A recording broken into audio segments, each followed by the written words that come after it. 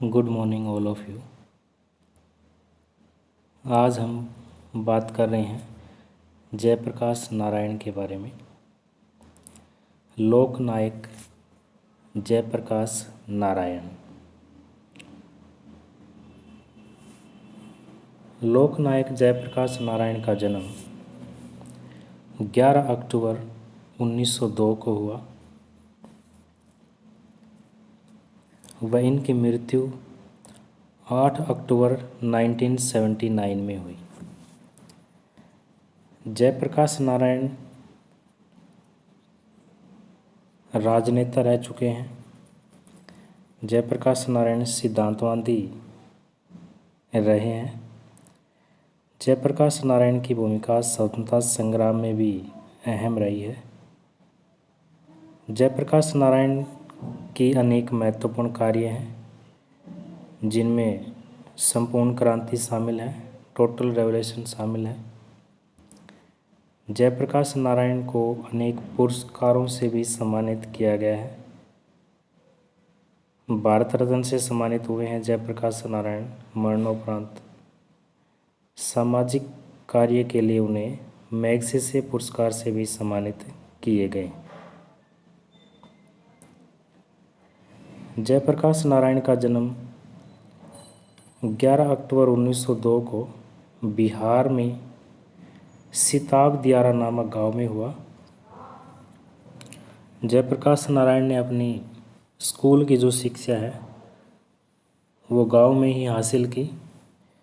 जयप्रकाश नारायण बचपन से ही प्रतिभा के धनी थे।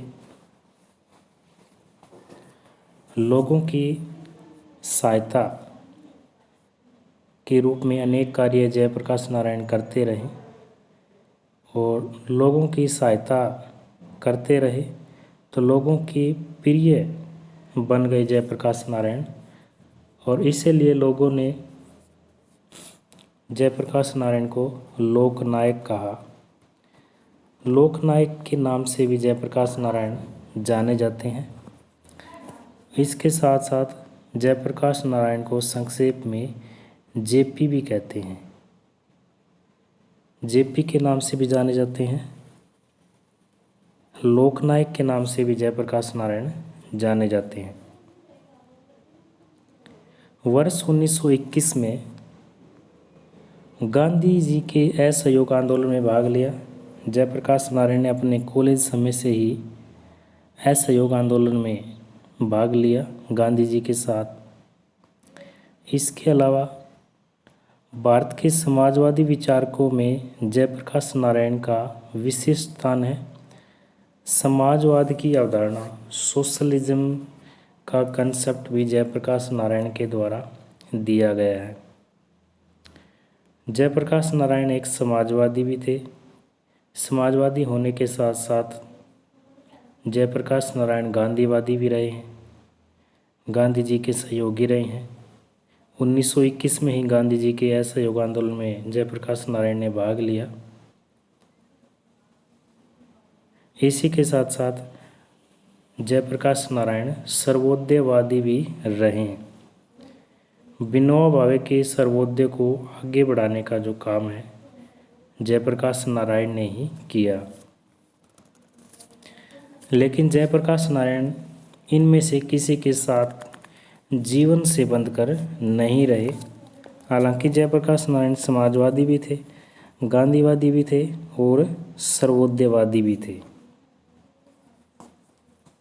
जयप्रकाश नारायण के जीवन और चिंतन का एक ही लक्ष्य था और वह लक्ष्य था आर्थिक सामाजिक न्याय और नैतिकता पर आधारित व्यवस्था की स्थापना करना। इन व्यवस्थाओं को लागू करने के लिए जयप्रकाश नारायण ने संपूर्ण क्रांति की अवधारणा दी, टोटल रेवोल्यूशन की अवधारणा दी है। संपूर्ण क्रांति की अवधारणा जयप्रकाश नारायण के द्वारा दी गई है। जयप्रकाश नारायण की संपूर्ण क्रांति में कुल 7 क्रांतियाँ शामिल हैं। टोटल 7 रेवोल्यूशन शामिल है संपूर्ण क्रांति में, जिनमें सामाजिक क्रांति, आर्थिक क्रांति, राजनीतिक क्रांति, सांस्कृतिक क्रांति, शैक्षणिक क्रांति, आध्यात्मिक क्रांति शामिल है।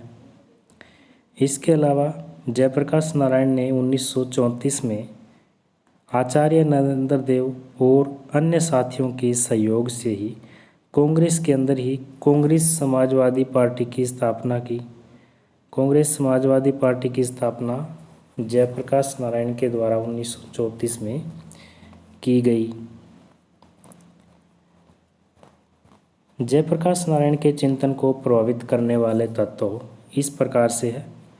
जयप्रकाश नारायण के चिंतन को अनेक तत्वों ने प्रभावित किया है, जिनमें बाल्यकाल से ही नैतिक तत्वों के प्रति जयप्रकाश नारायण आकर्षित रहे हैं। इसके अलावा भगवत गीता के कर्म करो के संदेश ने भी उन्हें बहुत ज़्यादा प्रेरणा दी है। जयप्रकाश नारायण उच्च शिक्षा के लिए अमेरिका गए। 1922 से 1929 तक अमेरिका में रहे और अमेरिका में जयप्रकाश नारायण की मुलाकात कार्ल मार्क्स और लेनिन से हुई। कार्ल मार्क्स और लेनिन की जो रचनाएं हैं उनका भी जयप्रकाश नारायण के ऊपर बहुत ज़्यादा प्रभाव रहा। इसी के साथ साथ एम.एन. रॉय का भी जयप्रकाश नारायण के ऊपर प्रभाव रहा। अमेरिका से भारत लौटने पर वे गांधी जी के चिंतन तथा जीवन का उन पर स्थायी प्रभाव पड़ा। गांधी जी से साधनों की पवित्रता। गांधी जी का मानना है कि हमारे साधन पवित्र होने चाहिए। अगर साधन पवित्र होंगे तो हमारा लक्ष्य जो है वो अवश्य ही पवित्र होगा।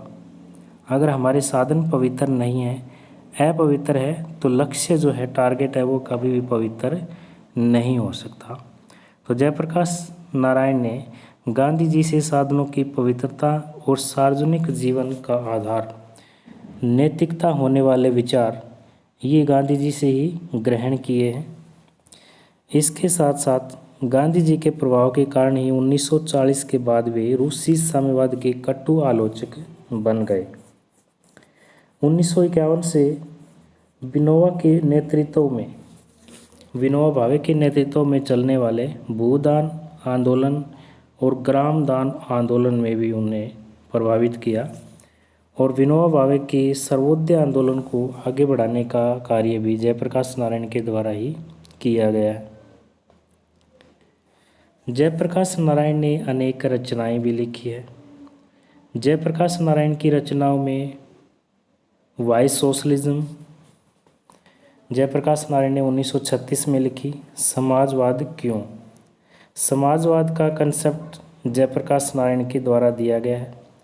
समाजवाद के साथ साथ जयप्रकाश नारायण ने संपूर्ण क्रांति की अवधारणा दी है, टोटल रेवोल्यूशन की अवधारणा दी है, जिसमें 7 क्रांतियों को शामिल किया है।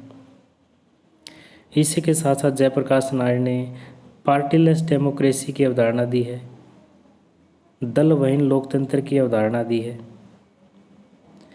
A plea for reconstruction of Indian polity 1959 में जयप्रकाश नारायण के द्वारा लिखी गई, ये भी जयप्रकाश नारायण की रचना है। इसके अलावा socialism Sarvodaya and democracy 1964 Jayaprakash Narayan की रचना है। प्रिजन डायरी 1976 जयप्रकाश नारायण की मुख्य रचना।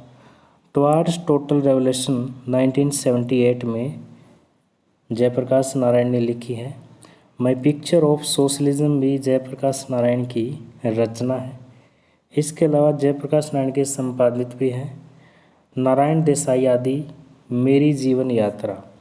तो जयप्रकाश नारायण की महत्वपूर्ण रचनाएं, जिनमें why socialism, play for reconstruction of Indian polity शामिल है, socialism Sarvodaya and democracy, prison diary, towards total revolution, my picture of socialism आदि रचनाएं जयप्रकाश नारायण के द्वारा लिखी गई है। जयप्रकाश नारायण ने चूंकि समाजवाद की अवधारणा दी है और जयप्रकाश नारायण ने समाजवाद को 3 खंडों में वर्गीकृत किया गया है, जिनमें मार्क्सवादी समाजवाद, लोकतांत्रिक समाजवाद और तीसरा गांधीवादी समाजवाद या सर्वोदय को शामिल किया है। पहला कंसेप्ट है मार्क्सवादी समाजवाद। जयप्रकाश नारायण का मार्क्सवादी समाजवाद में मानना है कि जयप्रकाश नारायण ने अपने विचारों के जो प्रारंभिक चरण हैं उनमें मार्क्सवाद को समाजवाद का एक सिद्धांत माना है। प्रारंभिक चरण में मार्क्सवाद को समाजवाद का एक सिद्धांत माना है। इस चरण में उन्हें मार्क्स का कट्टर अनुयायी नहीं कहा जा सकता, क्योंकि समाजवाद की व्याख्या में स्वतंत्रता के पूर्व भी मिलते हैं। जयप्रकाश नारायण ने यह स्पष्ट स्वीकार किया कि समाजवाद व मार्क्सवाद के सिद्धांत भारत के लिए उपयुक्त है। इसीलिए जयप्रकाश नारायण ने समाजवाद को लागू करना चाहा और समाजवाद का जो कंसेप्ट है जयप्रकाश नारायण के द्वारा दिया गया। सेकंड है लोकतांत्रिक समाजवाद। समाजवाद को दूसरे भाग में जयप्रकाश ने बांटा है, जिसको लोकतांत्रिक समाजवाद कहते हैं, लोकनीति एवं लोकशक्ति। इसके तहत जयप्रकाश नारायण ने मार्क्सवाद के प्रतिमत आग्रह का विरोध किया तथा समाजवाद की भारतीय परिस्थितियों के अनुरूप व्याख्या पर बल दिया है। समाजवाद का वास्तविक अर्थ है सामाजिक राज्य व आर्थिक स्वतंत्रता। समाजवाद की स्थापना के लिए हिंसक साधनों के इस्तेमाल का विरोध किया है। तीसरा जो कंसेप्ट है समाजवाद में गांधीवादी समाजवाद या सर्वोदय है। जयप्रकाश नारायण की सर्वोदय की अवधारणा 4 बिंदुओं पर केंद्रित है और वो 4 बिंदु इस प्रकार से हैं, जिनमें साधनों की पवित्रता शामिल है। गांधी जी का मानना है कि हमारे साधन पवित्र होने चाहिए। अगर हमारे साधन पवित्र है तो हमारा जो लक्ष्य है वो अवश्य ही पवित्र होगा। इसके अलावा मानवीय मूल्यों की सर्वोपरिता पर भी बल दिया है। आर्थिक और सामाजिक रूपांतरण के लिए जनता की शक्ति में विश्वास की बात करते हैं और इसके अलावा विकेंद्रीकरण पर भी बल दिया है, विकेंद्रीकरण पर भी बल दिया है। तो गांधीवादी समाजवादी या सर्वोदय में इन 4 बिंदुओं पर क्या है, जयप्रकाश नारायण का जो सर्वोदय है वो केंद्रित है, टिका हुआ है। जयप्रकाश नारायण ने गांधी के सर्वोदय समाजवाद के निर्माण के लिए अहिंसा, प्रेम और करुणा को महत्वपूर्ण माना और उसे लोक शक्ति की संज्ञा दी है। गांधी जी का मानना है कि सर्वोदय समाज का निर्माण तभी हो सकता है जब हम अहिंसा, प्रेम और करुणा पर बल देंगे और उसे गांधी जी ने लोक शक्ति की संज्ञा दी है। सर्वोदय समाज के अंतर्गत समाजवाद के नैतिक पक्ष पर भी बल दिया है जयप्रकाश नारायण ने। सर्वोदय समाजवाद की व्यवस्था का आधार प्रतियोगिता नहीं होगा, अपितु यह सहयोग पर आधारित सामाजिक अर्थव्यवस्था होगी। सर्वोदय समाज की संरचना जाति या वर्ग पर आधारित नहीं होगी।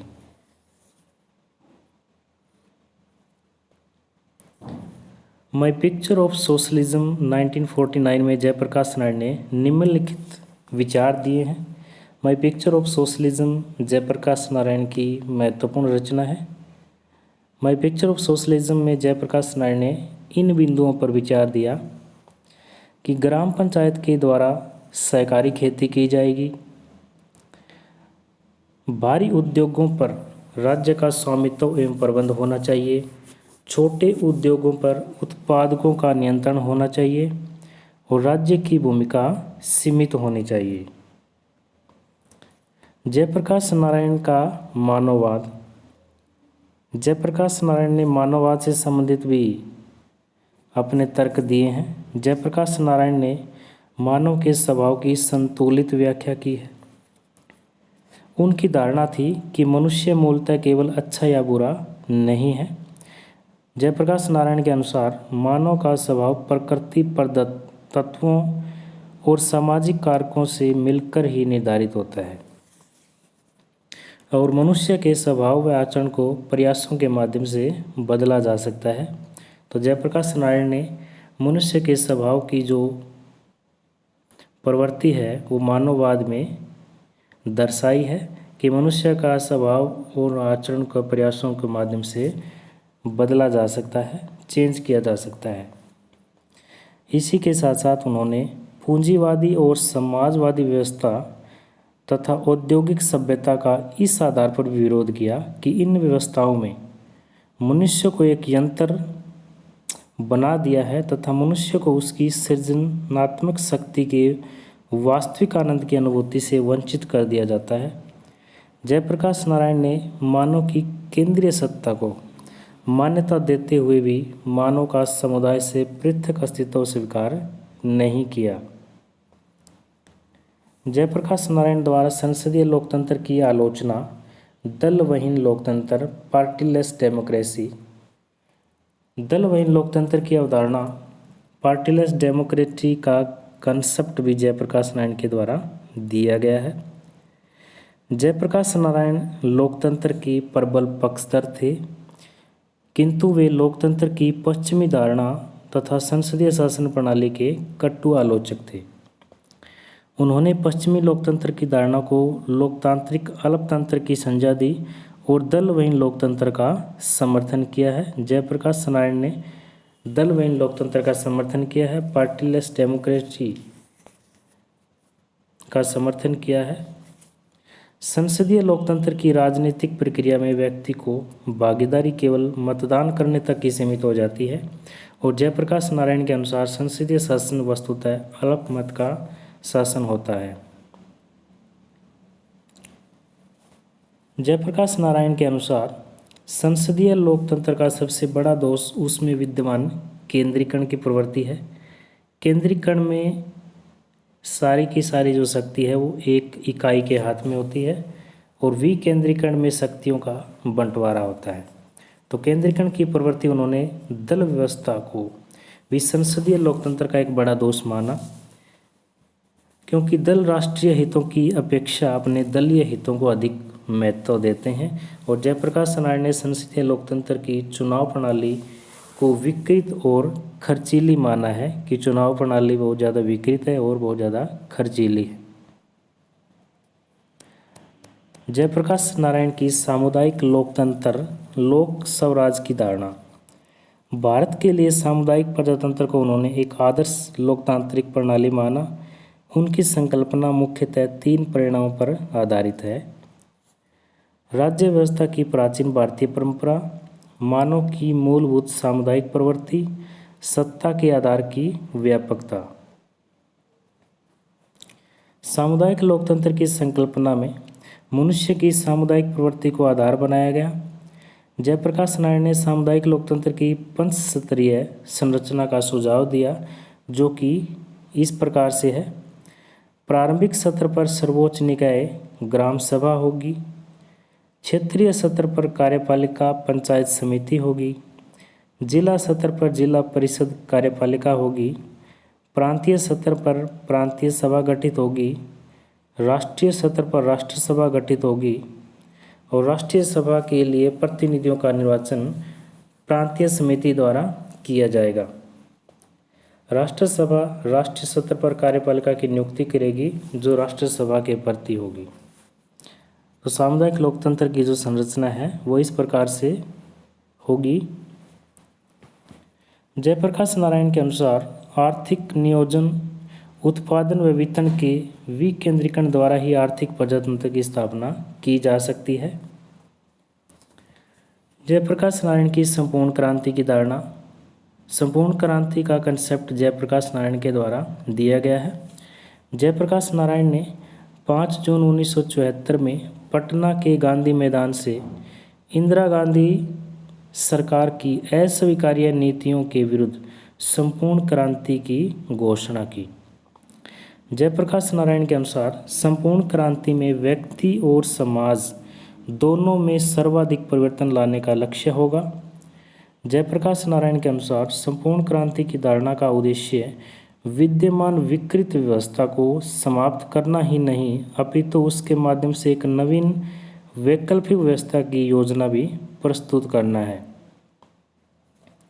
जयप्रकाश नारायण की संपूर्ण क्रांति में कुल 7 आयाम शामिल थे, कुल 7 क्रांतियाँ इसमें शामिल थे। जिसमें सामाजिक क्रांति शामिल है, आर्थिक क्रांति शामिल है, राजनीतिक क्रांति शामिल है, सांस्कृतिक क्रांति शामिल है, वैचारिक क्रांति शामिल है, शैक्षणिक क्रांति शामिल है, आध्यात्मिक क्रांति शामिल है। जयप्रकाश नारायण की संपूर्ण क्रांति में कुल 7 क्रांतियाँ शामिल हैं। इसके अलावा जयप्रकाश नारायण ने मानव के ऐसे दृष्टिकोण की कल्पना की है जिसमें भौतिक आवश्यकताओं की पूर्ति को आवश्यक माना जाए, किंतु मनुष्य उन भौतिक वस्तुओं को स्वयं में साधन न माने, अपितु एक आध्यात्मिक लक्ष्य की चेतना उसकी प्रत्येक गतिविधि तथा इच्छा को मर्यादित करे। जयप्रकाश नारायण ने संपूर्ण क्रांति के सामाजिक आयाम के अंतर्गत ऐसे समाज की रचना के लिए प्रतिबद्धता व्यक्त की है जिसमें छुआछूत, बुरे रिवाज तथा जातिवाद का कोई स्थान नहीं होगा। संपूर्ण क्रांति के शैक्षणिक आयाम के अंतर्गत उन्होंने विद्यमान शिक्षा प्रणाली को सड़ी गली और निकम्मी प्रणाली की संज्ञा दी है। तो इस प्रकार से क्या है, जयप्रकाश नारायण अपनी संपूर्ण क्रांति के माध्यम से इन 7 क्षेत्रों में परिवर्तन लाना चाहते हैं, इनको बदलना चाहते हैं। इसी के साथ साथ उन्होंने शिक्षा के सारे तंत्र को इस आधार पर पुनर्गठित करने की आवश्यकता बताई जिससे उसका सीधा संबंध देश की समस्या से स्थापित हो सके। संपूर्ण क्रांति के आर्थिक आयाम के अंतर्गत उनके अनुसार आर्थिक विकास का लक्ष्य मनुष्य का सुख और आरोग्य होना चाहिए तथा प्रत्येक व्यक्ति को रोजगार तथा न्यूनतम जीवन की सुरक्षा प्राप्त होनी चाहिए। संपूर्ण क्रांति के राजनीतिक आयाम के अंतर्गत जयप्रकाश नारायण ने राजशक्ति पर लोक शक्ति की निर्णायक प्रतिष्ठा को आवश्यक बताया। उन्होंने ऐसी राजनीतिक व्यवस्था का सुझाव दिया जो राजनीति को मानव कल्याण की साधना का माध्यम बना दे। तो इस प्रकार से जयप्रकाश नारायण अपनी संपूर्ण क्रांति के माध्यम से इसमें बदलाव लाना चाहते हैं। संपूर्ण क्रांति के सांस्कृतिक आयाम के अंतर्गत भारत की मूलभूत मानवीय और आध्यात्मिक परंपरा पुनः प्रतिष्ठित की जाएगी। इसी के साथ साथ जयप्रकाश नारायण के अनुसार सामाजिक क्रांति केवल अहिंसात्मक साधनों से ही संभव है। जयप्रकाश नारायण ने संपूर्ण क्रांति को सतत रूप में चलने वाली एक प्रक्रिया बताया है। तो जयप्रकाश नारायण के द्वारा संपूर्ण क्रांति की अवधारणा दी गई है। संपूर्ण क्रांति के साथ साथ जयप्रकाश नारायण ने दलहीन लोकतंत्र की अवधारणा दी है, पार्टीलेस डेमोक्रेसी की अवधारणा दी है। इसके अलावा जयप्रकाश नारायण का भारतीय राजनीति में अहम भूमिका हम देख सकते हैं। राजनेता के रूप में भी जयप्रकाश नारायण को जाना जाता है। संक्षेप में जयप्रकाश नारायण को जेपी के नाम से जाना जाता है। लोगों के प्रिय होने के कारण जयप्रकाश नारायण को लोकनायक के नाम से भी जाना जाता है। जयप्रकाश नारायण को लोकनायक के नाम से भी जाना जाता है। जयप्रकाश नारायण का जन्म 11 अक्टूबर 1902 को बिहार के सीताबदरिया में हुआ। वह इनकी मृत्यु 1979 में हुई। जयप्रकाश नारायण की मृत्यु 76 वर्ष की उम्र में हुई।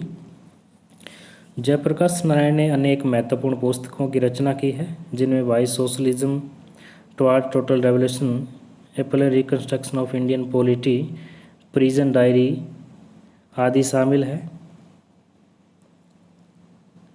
आज हमने जयप्रकाश नारायण के बारे में बातचीत की है। धन्यवाद।